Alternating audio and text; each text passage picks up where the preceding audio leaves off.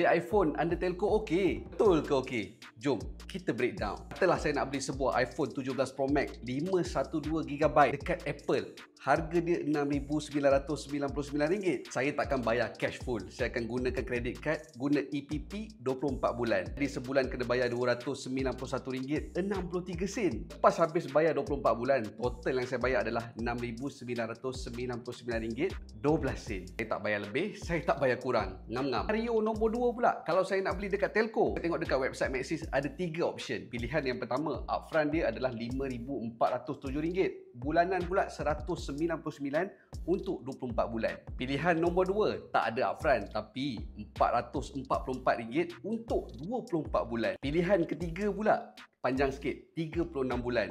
Sebulan kena bayar RM355. Cium saya ambil option nombor 2 lah sebab saya tak nak bayar upfront. Bulan saya kena commit RM444. Total up full payment lepas saya bayar habis 24 bulan ni adalah RM10,656. Sekarang nampak beza dia dekat mana? Kalau beli dekat telco kena bayar RM10,656. Total lepas 2 tahun dapat sekali iPhone dan juga line. Kalau beli dekat Apple pula RM6,999. Tapi ni tak ada line lah. Internet kena add on yang lain. Jumlah kedua-dua ni kalau saya tolakkan, beza dia almost RM3,657. Korang rasalah kan berbaloi tak untuk bayar line selama 2 tahun untuk RM3,000 ni? Bergantung kepada situasi korang. Kalau situasi saya, dekat office ada wifi, dekat rumah ada wifi.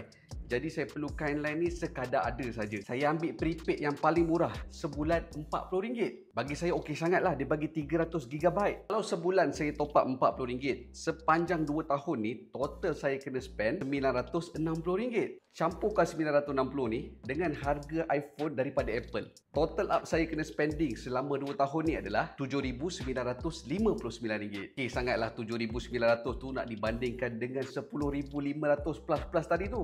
End of the day, korang pilih yang mana?